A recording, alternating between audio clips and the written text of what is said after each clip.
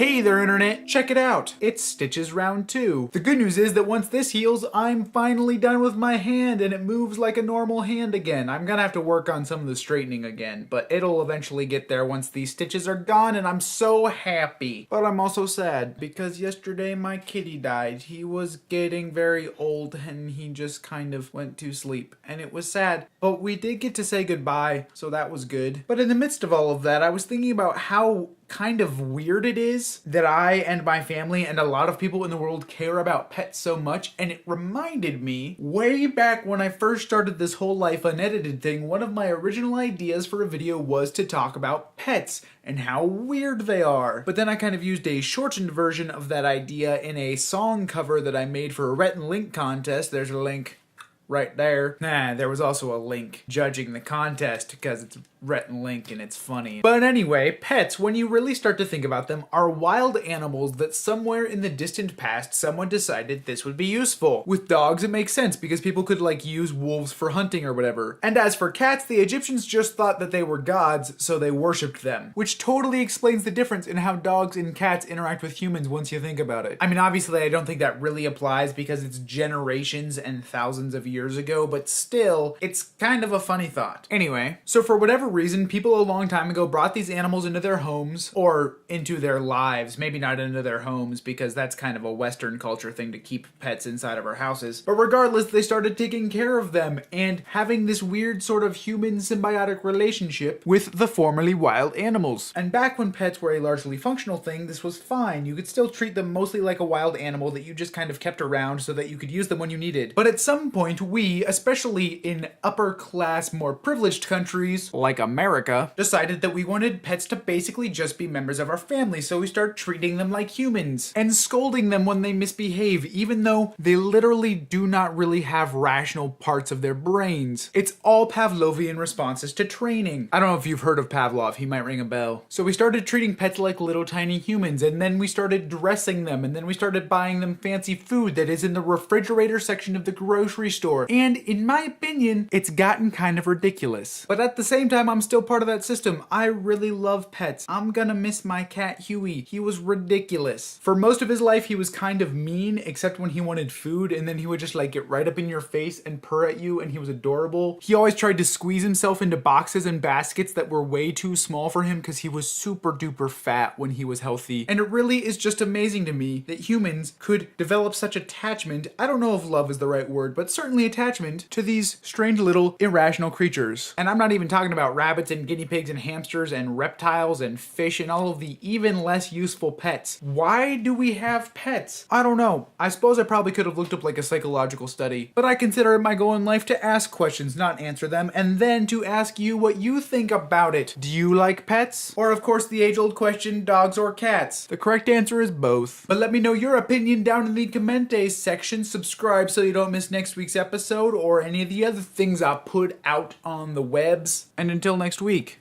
deuces.